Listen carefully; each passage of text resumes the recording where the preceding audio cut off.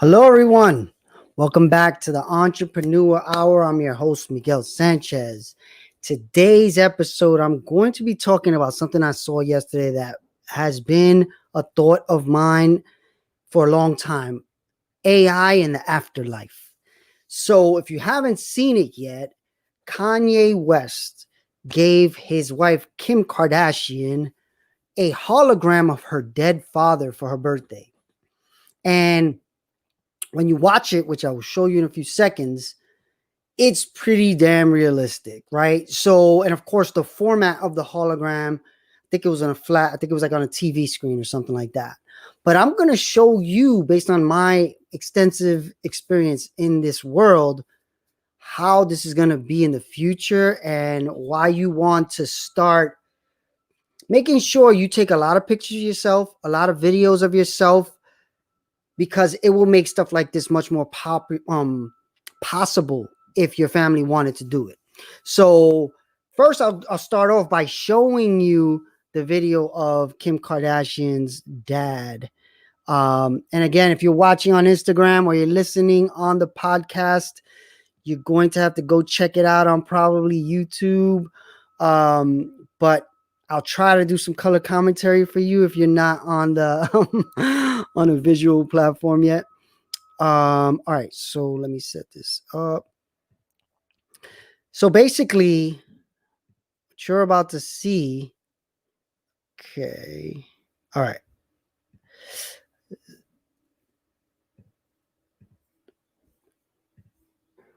You're 40 and all grown up.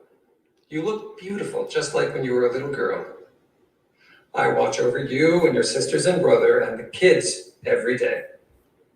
Sometimes I drop hints that I'm around, like when you hear someone make a big pee-fee, or when you make a big pee-fee.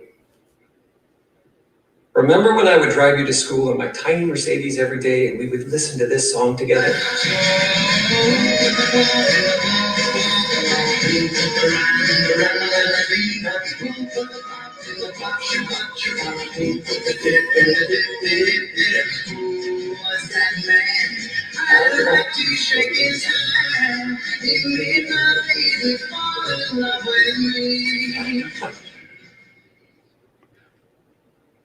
I am so proud of the woman that you've become, Kimberly, and all that you've accomplished.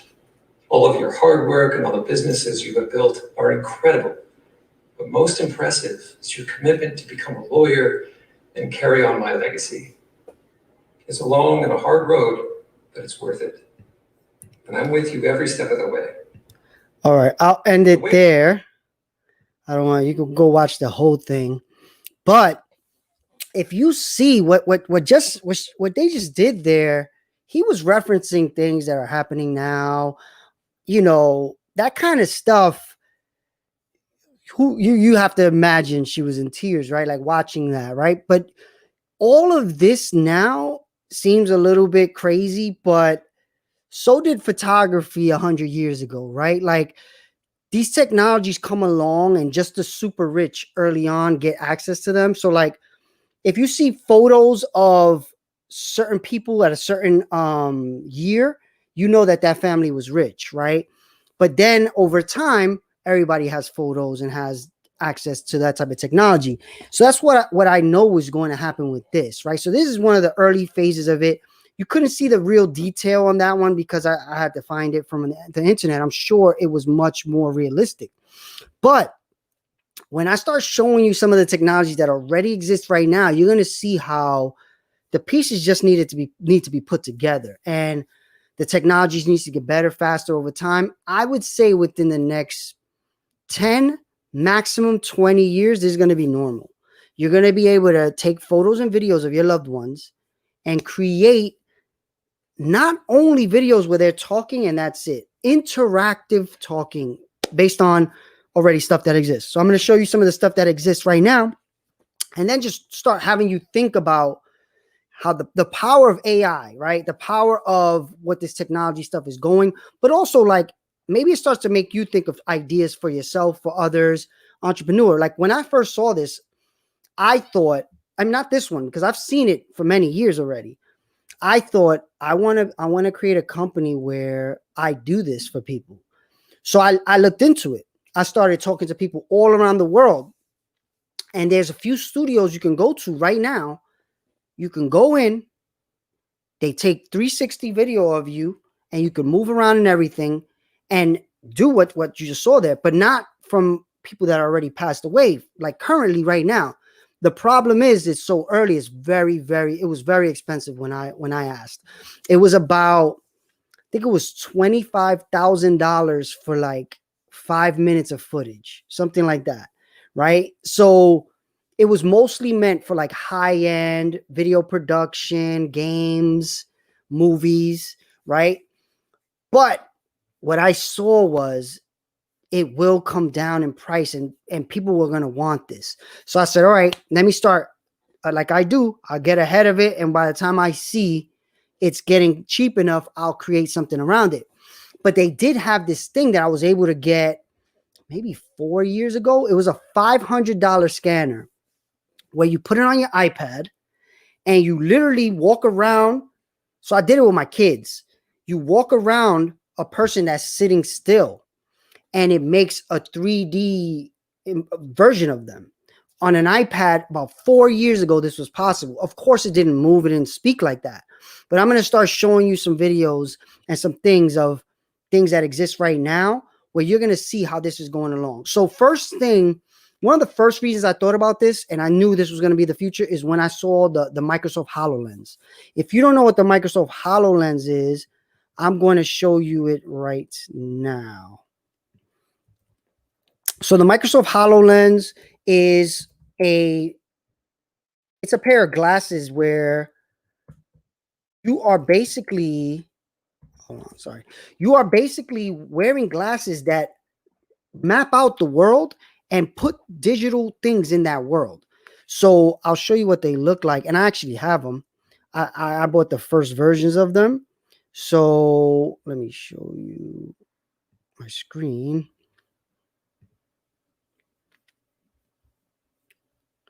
So basically what the HoloLens does is it maps out the real world.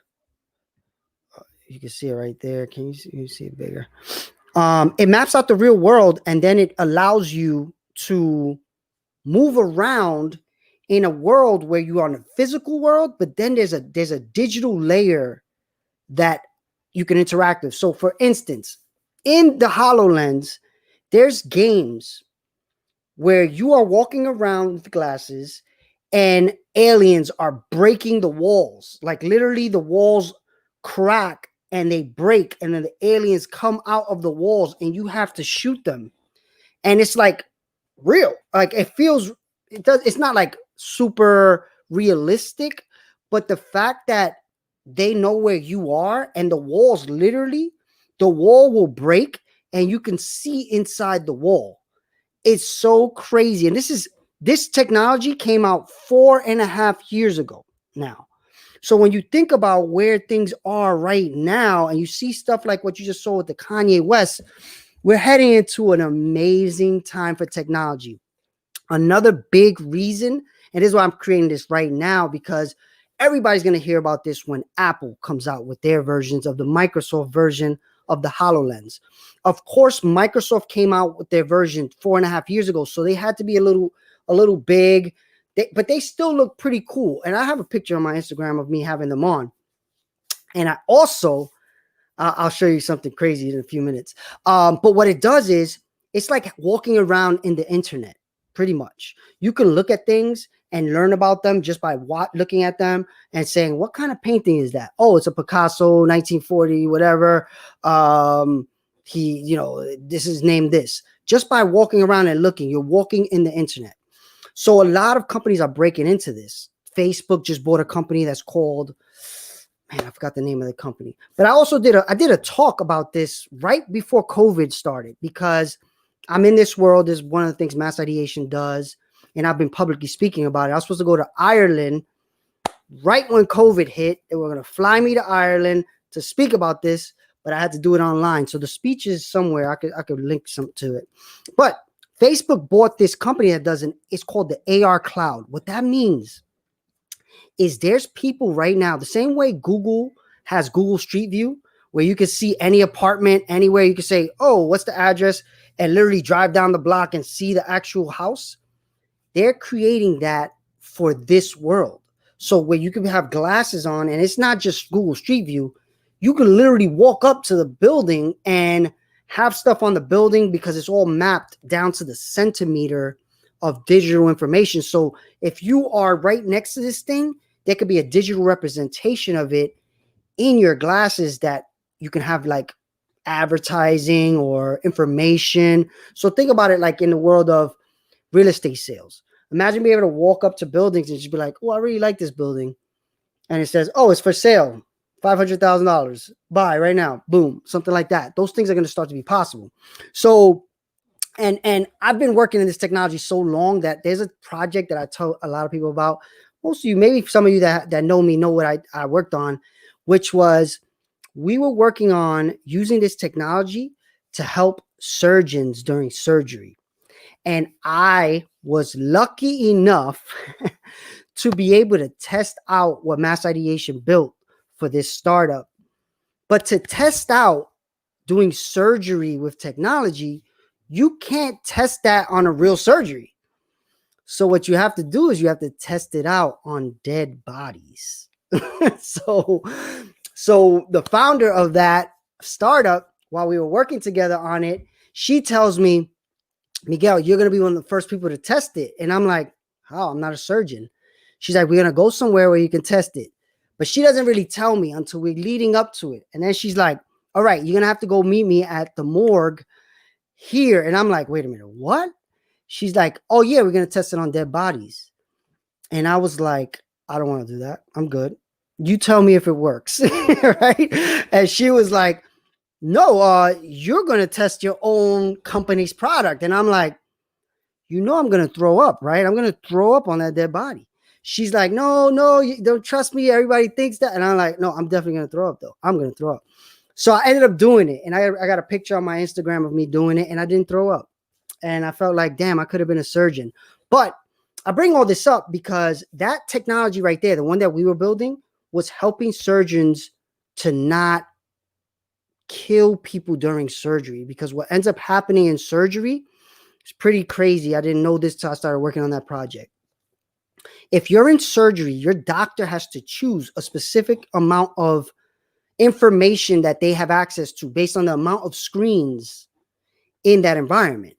So what this technology allowed is it allows you to have more access to more information in a digital form, and you can literally bring pieces in and out as you need. So we were able to start building that for them. But think about that, right? Solves a major problem. Do you know? I didn't know this till I did this. 1,000 people a day die in surgery because of a lack of information during the surgery. So here you go. You definitely have the intellect for medicine. Thank you. I didn't know that. 2 people per state per day die in surgery because a doctor was not able to have access to information they needed at the time where they had to make a decision. So you think about that, and how does that go into all what I'm saying? It's just the fact that this technology is going to change humanity. And I just saw it today as an opportunity to start talking to you about it, because I think once people start to see the world this way, they will think about their business ideas, their careers different. So this Kanye West moment, I took it as a trend to start educating people on this really cool technology that is right around the corner, that is going to change everything. But I'll come back to the hologram for the future. That's a lot of people. Yeah. And Virginia, you were a nurse, so I know, like, in hospitals, it's a big issue. Like, you know, I tell a story, which is a sad story. I went to the first time I went to Ireland, actually, to speak. I stayed at a friend's house, a friend of a friend's house, and we were gonna do some music video stuff out there. So we went and we stayed in her house with her husband. Her husband was a doctor, and when the day we got there, the husband was working late working on surgeries. So he calls his wife, and we're there, and she starts crying, and we're like, oh man, what's going on? So a person that he was doing surgery on passed away on his watch. So we were like, oh man, we should leave, and she was like, no, it's fine. I know it's gonna suck. He's dealt with this before. It's gonna be tough though. And what ended up happening was they did something during surgery. He wasn't the only one in the surgery, but he's the main surgeon. So, he felt bad, but a woman passed away on his watch. And it was because he didn't know something that he should have known. Right. So it's crazy that I was dared to speak about augmented reality. I had just done that project, and that happened to the guy, and I'm staying in his house, which is crazy. But when you start to see these technologies, well, I always bring up human amplification. I call it human amplification. These things are going to be able to make us better. I know people worry about AI and scaring people, but when you see stuff like what you just saw with the Kanye West thing, you see, like, I think about the people that have died in my family. Like this week, there's been a few birthdays of people who passed away in my family, right? And I was really young when they passed, so I didn't know them, right? But imagine being able, if I wanted to speak to them, right? So I'm going to show you a technology right now that exists right now that will get you there closer to where I'm thinking, right? Watch. And this is what the glasses can do 4.5 years ago, which is like dinosaur years, dinosaur times compared to where we are now when you think about how fast technology moves. All right, so check this out. And of course, if you're watching on Instagram, thank you for tuning in. But I know you're not gonna be able to see what I'm doing. Or if you're on the Instagram or you're on the podcast, you're gonna want to go to the YouTube and check this out eventually. So I'm in my living room. I took the HoloLens home for the weekend. I'm sitting there and I look over to my right and I see the director, Kirkland. And she's sitting there on the couch, telling me to solve the mystery. And I'm just like, okay, this is awesome. And I can't even begin to imagine what we could do with storytelling and with games with that new power of having people in your space, in your home. So right there, what you just saw, and it's hilarious. Derek says, shout out to Kanye for being the first person to use this for manipulation purposes. Kanye, he definitely got a bunch of free advertising on this. But what you just saw right there, I've done it. I have the glasses. You put on glasses and a hologram of a person pops up in your space.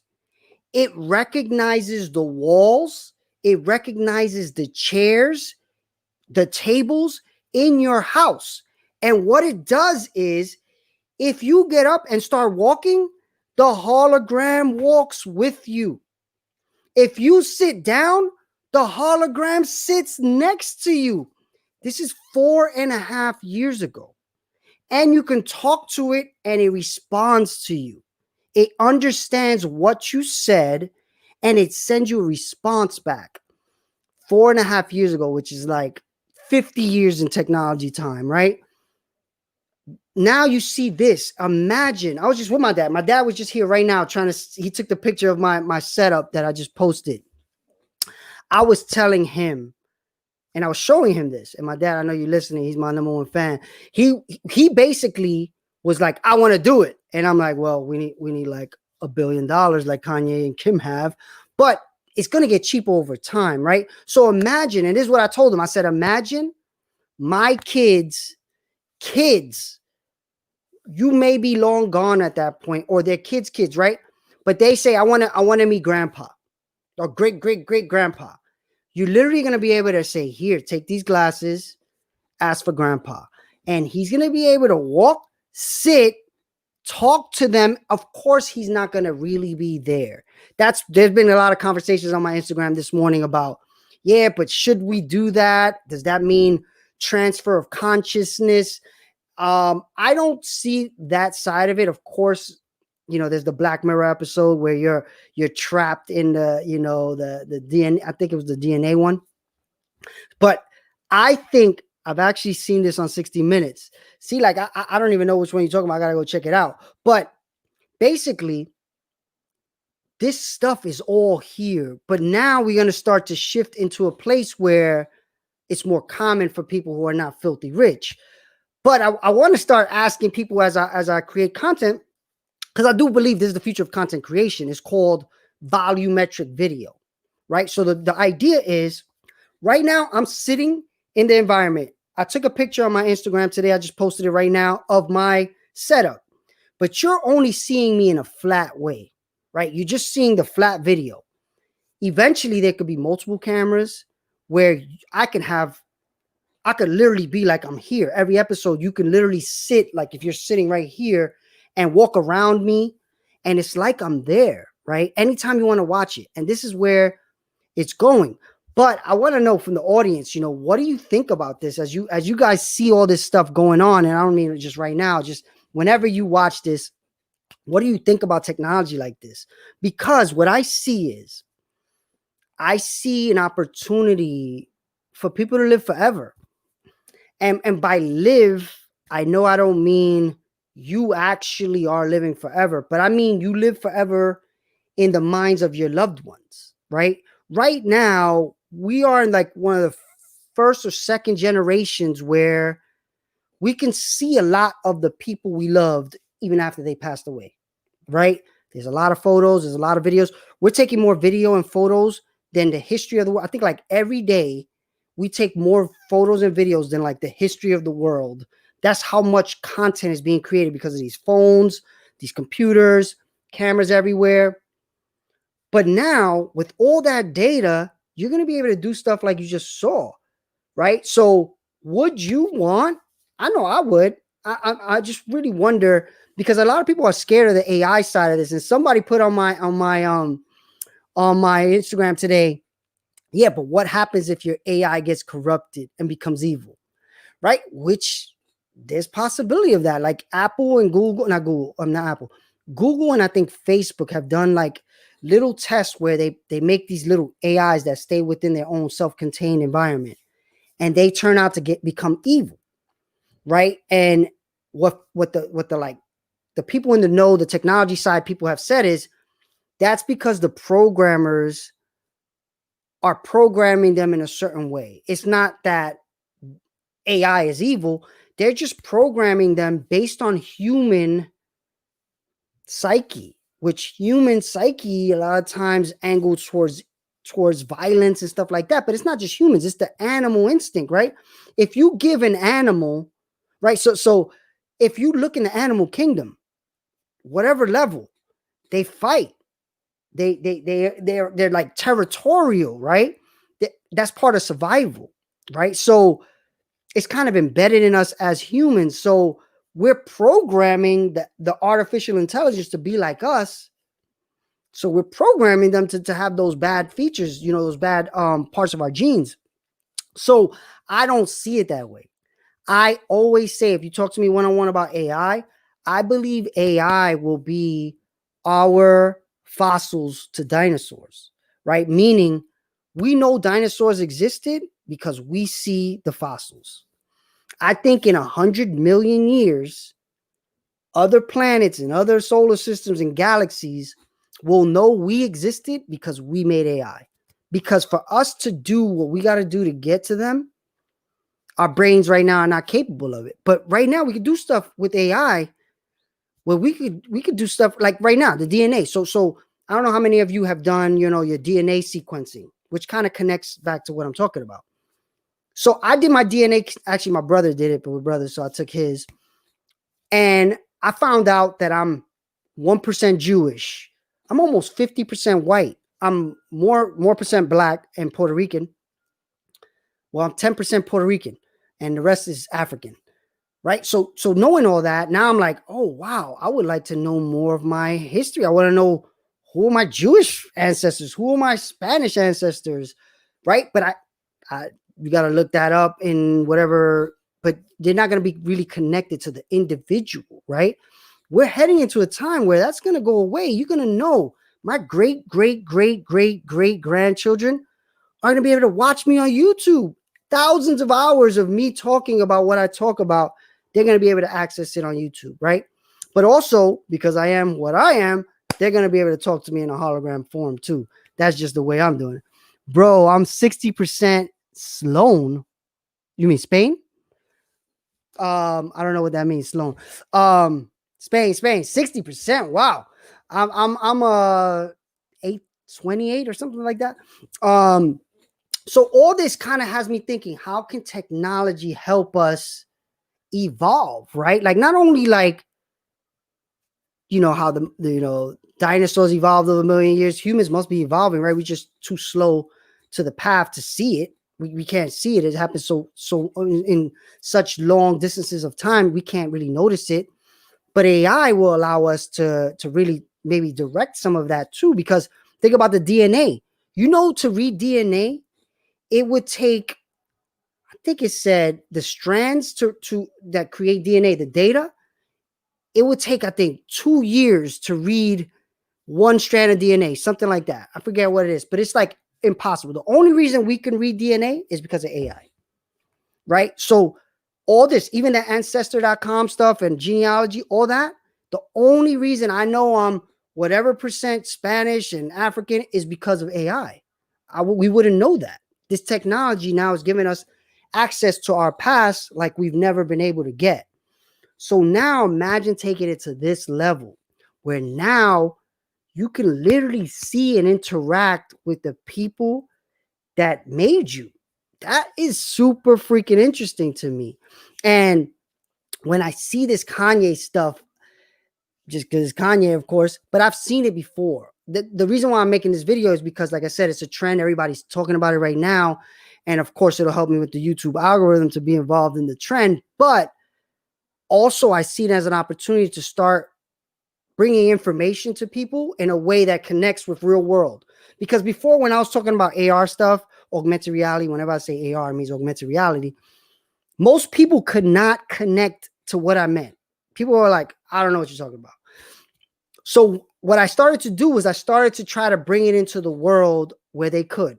So one thing I started to do was make augmented reality birthday cards. So I made a birthday card for my son when he was 1 year old, where you hold your phone up to the card and it was an animation of him, his first year of birth. So I made a company around that. I spent a lot of money making that company. People didn't get it. They didn't get it. People, they were like, oh yeah, this is cool. But some people liked it. Some people loved it. Most people didn't even understand what was going on. But now when I see this, I'm like, everybody understands this. Everybody understands you lose somebody you love, and there's a point where you want to talk to them again. So what happened right here was it was one-sided for sure, but for sure, they have the money. And Kanye, reach out to me. I can make it happen for you. Kim too.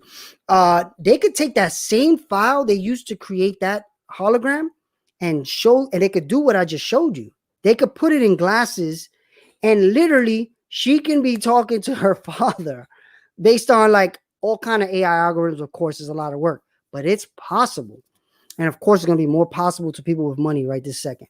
But the reason why I'm talking about it today is because I have been sitting on this idea for a long time. And some of you have heard me talk about it. I'm sure some of you on here have heard me with this idea. All right. I think the concept of seeing great-great-grandparents is fantastic. There needs to be a gatekeeper somehow. I'm thinking how child porn and other problems, areas on the net. You're right. Because then you could take this likeness and do evil stuff with it for sure. So there's ethics in everything, right? And the problem with technology, and because the human brain is where we are right now, we're still not an ethical society by any means. So what I've read, actually, there's some good books about this, is that we've accelerated our path towards building things faster than we've accelerated the path of understanding ourselves and mastering our minds. Like, you've heard it. We've only used 12%, 11% of our mental ability, our brain's ability. What's happening right now is we're starting to build artificial intelligence and we don't even understand ourselves. So right now, like I told you about animals and stuff like that, we have a lot of violent tendencies, just raw, like things that are just not probably good for us to continue in the path of evolution, things that we needed to survive, maybe to get here right now. But now that we're intelligent enough to understand different. And you see that with things like Me Too, racism, right? Racism is one of the dumbest things in the history of the world. And I'm reading a book right now. I won't tell you the name of the book because it'll make some people think certain things. But this book talks about money and the history of money and labor, right? And he says in the book, slavery is the dumbest thing in the history of the world, because if you have a person that you have to force to work every day, every time they can fuck you, they will fuck you. They're not going to work whenever you're not looking. You're going to have to beat them, kill them to scare them into working, which means you're not going to get productivity. And we're still somewhat in that mindset. Like, our current state of work is not, we're not getting beat to have to work. But if you don't work, you don't eat, right? So if your master now tells you, you better show up to work or you die. I mean, you don't get killed by me, but you just can't eat. It's not too far away from, being able to like choose your own path, right? But we are in the first version. I do believe we are in that first phase of being able to choose our path. But now technology, we're moving technology so fast that things are going to start to change. Like a lot of what I talk about with AI is the jobs are going to change big time. But there are human amplification opportunities like this one with the family history thing. So like when I think about it, and I think, how can I start to explain this stuff to people so they can start being prepared for some of this, but also maybe create some opportunities for you? Because if you see this, like for instance, the surgeon I talked about, she understood augmented reality before most surgeons. She brought it to the surgery room before most surgeons. She's raising a bunch of money right now for her idea because she was understanding of this technology before most people in her industry. So part of what I want you to understand is I want you to start understanding these technologies, because if you're in another industry where nobody knows this exists, you could really innovate in your industry, right? Like she's doing for surgery. And again, like her, you can reach out to me because I can make it happen for you. But when I think about this hologram of the future, right? I want to basically, my goal, and I'll tell people my ideas. That's one thing about me where most people don't like to do. I will talk about my ideas. I'll tell every idea I have because I know most people won't do it. And if somebody does do it, I've never been afraid of competition. I'll do it too. And you're not going to do it better than me. So my idea is, so this is what I started looking into. I wanted to create a studio where there was a subscription fee, and every year you would come in with your family members and get scanned. Why is that? Because I wanted to be able to say, you know what? I want to talk to my son, Max, when he was 4 years old. Hologram of my son when he was 4 years old. You know what? Now I want to talk to Max when he was 23. Hologram, Max when he's 23. You know what? I want to talk to Trey when he was 14. And if I have a scan of them at every year, that's possible, right? So I said, all right, how much is it going to cost? Millions and millions of dollars. So we're not there yet, but it is an idea I'm still very, very close to being able to do. So if years pass and you've watched this and I haven't done it, please ask me about it. Force me to do it because I want to do it for myself. But it's just right now the technology costs too much. Like it would literally be a subscription of $100,000 a year per person to be able to do it at cost right now. It's too much. It's too expensive. But the price goes down. Technology right now, so far, it's called Moore's Law, where technology gets cheaper and faster every year. Of course, that could change, right? If that changes and things become harder and more expensive, then it becomes less likely. But so far, for the last 50 years, technology has gotten faster and cheaper every year. So I'm banking on in 10 years, it'll be cheap enough where everybody could do it. The problem is you miss the 10 years of your family's life, right? So for me, I bought this scanner. I bought a scanner to be able to scan my kids through an iPad. It's a volumetric scanner. So I can scan and walk around the person, and I can literally walk around them, and they're there as a hologram. And I already have a few holograms of my kids. They can't talk to me yet, but it's early. Maybe one day I can take those holograms and they can talk back to me as much as they talk back to me right now. So part of why I'm creating this too is I think about AI and the like ethics of it, right?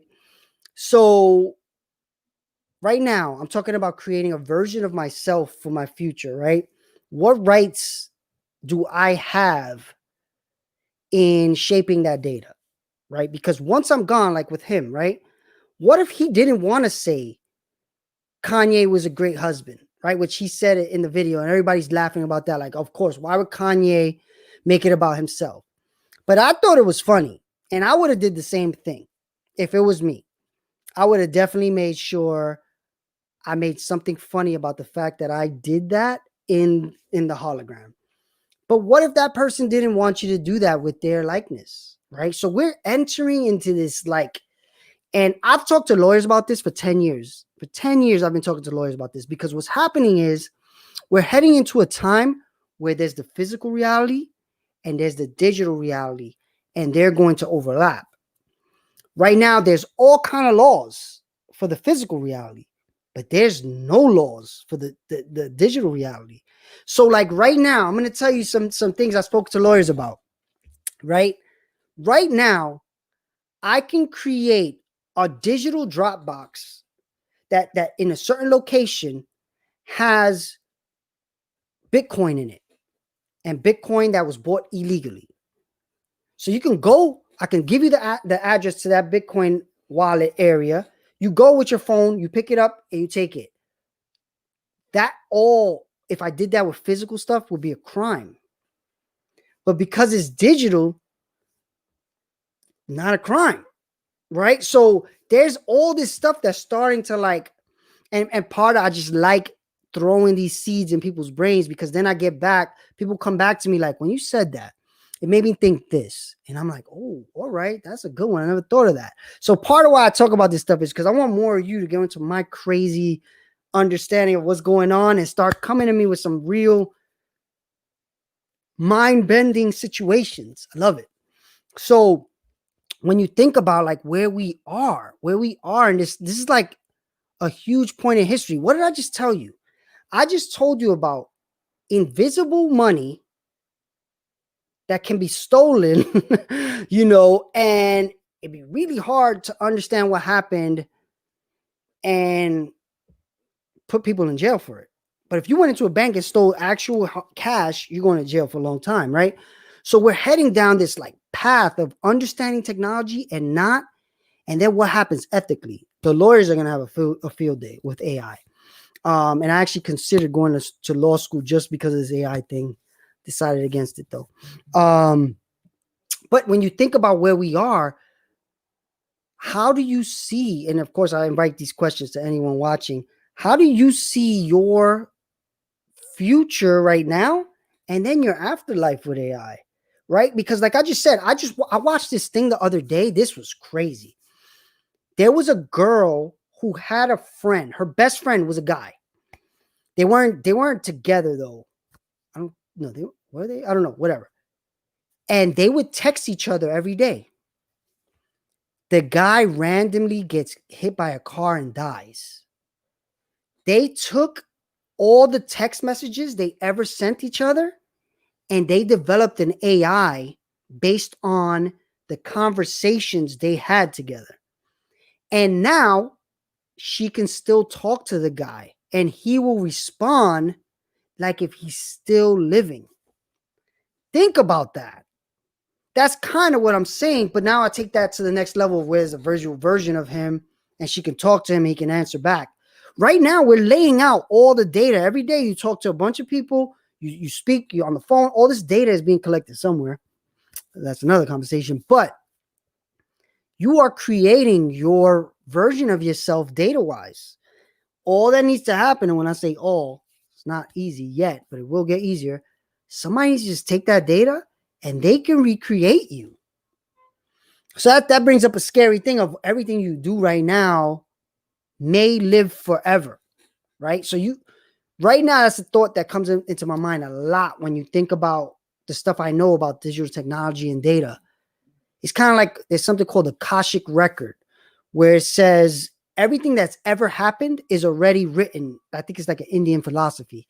It's like already been written. So you are accessing the Akashic record. So when they say like the Nostradamuses of the world, they're like accessing things further along in the Akashic record, I think.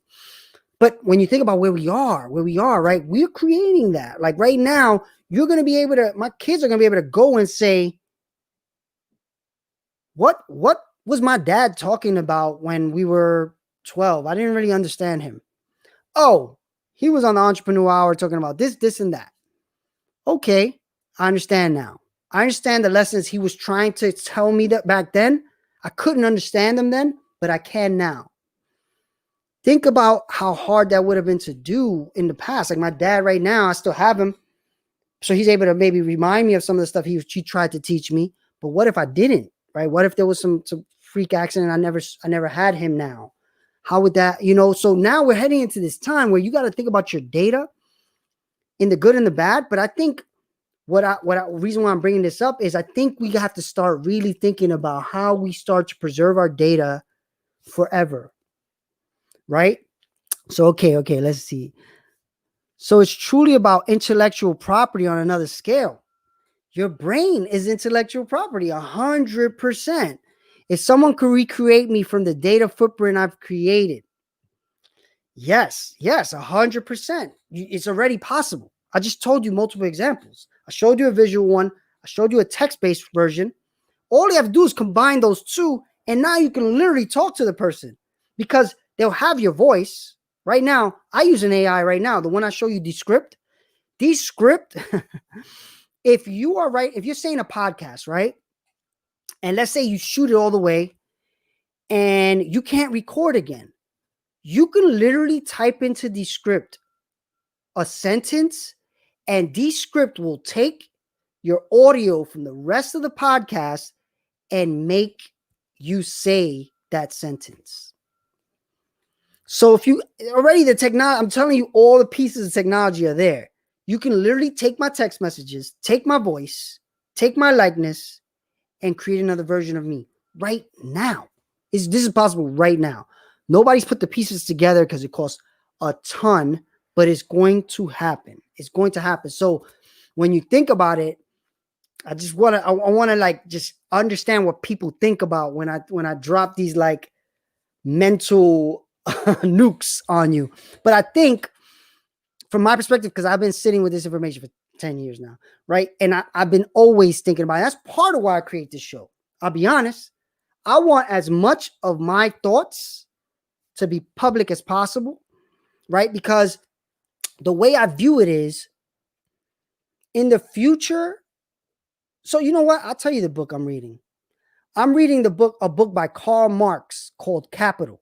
Karl Marx is a socialist, right? So people think socialism. That book is really hard to read, and I'm listening to it. He basically was not even alive when capitalism, when socialism was created. They took his writing, adopted it, and gave him credit for it after he died. And now everybody's like, oh, you're Karl Marx if you're socialist. And he died not saying if it was good or bad capitalism. He was just breaking it down in that book, at least. But fast forward, he's dead. And they take his old work, make it into something he probably didn't intend it for. So I'm thinking about that. And I'm like, all right, how can that not happen for me? You know how? Go live every day. Talk what you talk. You can't misinterpret this, even though, of course, there's AIs that can probably take what I did and make other stuff be said. For sure. That's definitely happening too. But you got to believe in platforms like YouTube, right? This will be here forever, right? So you'll be able to look at this show and say, oh, this was filmed at 3:44, October 30th, 2020. unchanged, right? So you can watch what I just said, no out of context, no whatever, forever. I'm pretty sure YouTube is here forever.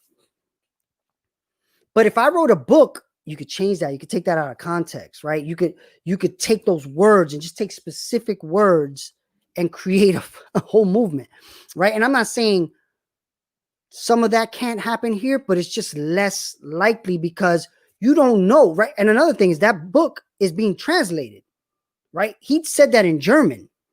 He wrote that book in German. Now we're translating into all these different languages, so who knows if the translation is right, right? Again, seeing people say what they mean in their own words on camera, that stuff is forever. So to me, I look at it and I'm saying, okay, I have ideas, I have big ideas that I'm sure will take a very long time to happen if they ever happen, but I want them on file. I want people to know what I've been thinking, what I've been trying to do, right? Because realistically, what happens is most people are like that. Most of what they've done, people don't learn of till later, right? So who knows if that's going to happen with me, right? So I'd rather have it out there than not. I'm not afraid of more information being out there about me. Some people are not. Some people are the opposite. Would human behavior drive us towards less in-person communication because of the possibilities? It's already happening. I think it's happening. It's definitely happening to me. Like I mean, especially we're still in COVID though, but even before COVID, I didn't want to go to meetings and stuff like that. I knew we could do it remote. Most people are like, no, we have to do this in person. I'm like, no, we don't. We don't have to do this in person. So now everybody's going to become more like I was and say, you know what? We don't really need to meet in person. We could do this. You stay in your house, I stay in mine. So I do believe we are shifting more towards that, but we have to, as humans, evolve to think of other ways of keeping us socially, community engaged, right? Like, for instance, I talk about, if any of my friends are watching, we just started using House Party. House Party is like an app for kids, but we are grown men who grew up in the hood 30 years ago, and we are on House Party laughing and joking with each other. We're taking the technology, and a lot of these people, they live nowhere near us anymore, nowhere near me anymore, but I get to talk to them, get to see them, laugh with them. So there is some of that too, right? Like if it was only in person, I would never see my friend who now lives in North Carolina or New Orleans, right? Stuff like that. So I think there's pros and cons to it. We just got to figure out the balance of it. But I do believe we got to understand the power of it and start to really start to think about how we can direct it for human amplification, not only for human de-amplification, if I could call it that, because that's where we're heading right now. What we're heading right now is they're building AIs to do things that people don't do well, right? Or that AIs can do better. So a lot of jobs are going to be lost because an AI is not going to call out. An AI is not going to be sad one day because they broke up with their partner and do a bad job, right? An AI is not going to be calling out, because they just don't want to go to work. There's things that human beings are just human beings about, and AIs are just not going to be that. So we're going to come into this position where, if you think about it as a business owner, would you rather have an AI or a person? And when you have to make that decision, which a lot of these corporations are already making the decision, whether you know it or not, a lot of times they're going to choose the AI over people. And of course, there are going to be some people, there's going to be way less people. And what does that mean for society? Like already they're talking about the truck drivers. You see them right now. They're already testing self-driving trucks, right? I think the stat was 30% of American jobs, some crazy number like that, are truck driving jobs. Something crazy. What happens when 30% of people that rely on a check don't have one anymore? That's no joke. That's kind of like what we're in right now, right? This economy. I think it's no, I don't know if it's 30 million. 30% would be 90 million people because America is like 350. Be at least 90 million people. We're heading down a crazy time. So part of what all this content creation started from was me telling people one-on-one every time I saw them, what's your job? Oh, I do this. You may want to start looking for another career. Why? I'm going to show you an AI right now that's doing your job. And I just want you to know that maybe 10 years you have, but then you're only going to be 40 years old. What are you going to do? Right? So I started to really get involved like that, just one-on-one. But now I'm like, look, this is moving much faster than I even thought. Like I talk about all the time in the COVID crisis time. It's only been like 8 months, 9 months, something like that only. I've seen so many jobs be automated away. It's crazy. And this is just from having conversations and being in the industry, certain industries, not even every industry. I'm sure it's worse than I even know. Right. So I just had a guy, actually today's podcast, if you listen to my podcast, it's this guy who's created a startup to limit the amount of people that need to be on a film set. Right. He basically made a technology that I think it makes like you need 10% of the staff you would have needed to create a movie. That's an AI. Not to say everybody lost their job, but a large amount of those people that rely on that, when that type of technology, he's not the only one making it. When that technology comes along, the movie industry is going to be different. You may have a lot less people that have work. But all this is happening right now. If you look at The Mandalorian right now, they use that technology. And it's not his technology. It's Disney made their own version of it. And what does it do? Literally, Disney has an AI that will write a script, storyboard a script, and set up the shoots. And now, think about those jobs. Think about that job. And then the AI will know what's good, what's bad, what's more likely to make $1 million, $10 million.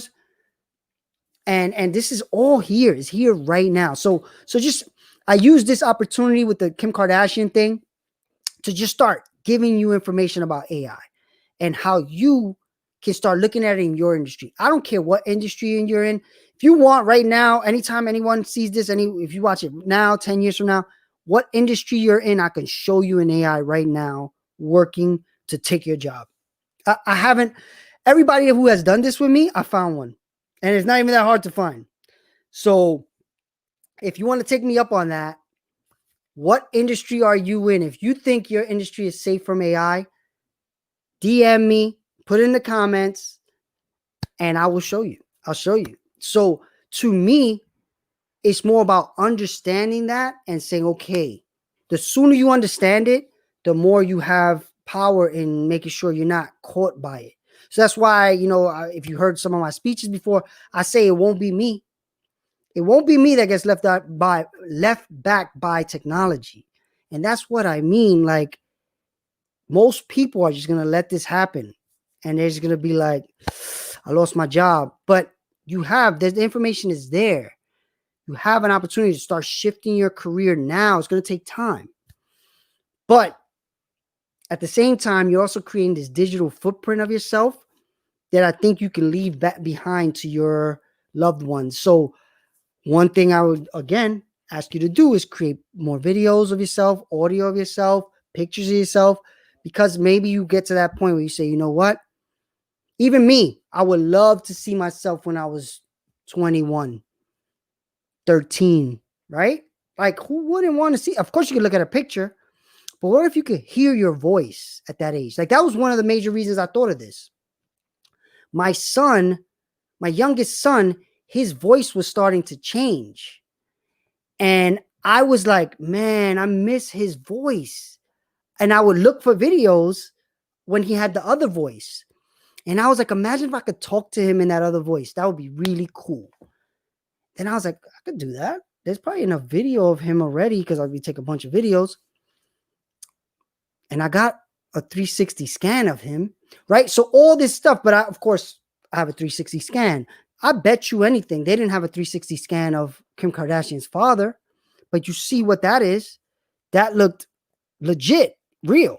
So we're heading to this point where, And also, I did a job for the Museum of Natural History where they had photos and some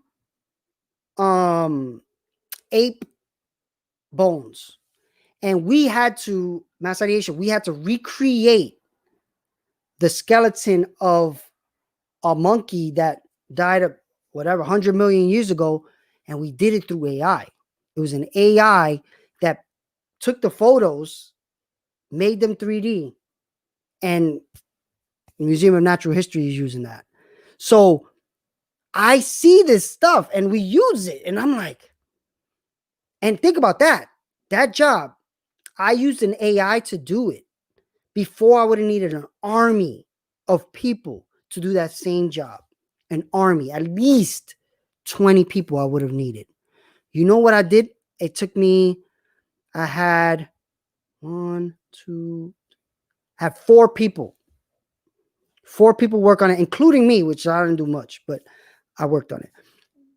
4 people versus 20 at least to do the same job. You see the difference, right? And that's because I know what I know. Many other companies probably would have done it the 20-person way. I knew how to do it with 4 because of AI, right? So think about when businesses start doing this. What happens, right? So to me, what happens if you were one of those 16 that I didn't use, right? And it's going to come a point where businesses have to make those decisions because somebody else is doing it. That's what I had to. Somebody else is going to outbid me, right? So I had to take it for cheaper, knowing I could do it at the cheaper price. So we're heading there. But I'm glad stuff like this is starting to show itself more and more because it means the public has to start paying attention to it. And hopefully by you listening, watching Entrepreneur Hour every day, I start to give you more of these seeds so you can start to direct your life towards entrepreneurship for sure, because I do believe the job is not going to be as definite for most people. So you're going to have to think entrepreneurially, like right now, most people have to. So all this information, I'm giving it to you so you can start positioning yourself to be better, to have better. And how do you do that? By innovating every day. Thank you, anybody who watched. Super appreciate you coming by. And hopefully I get to talk to you before you become a hologram. And thank you again. Thanks again for watching.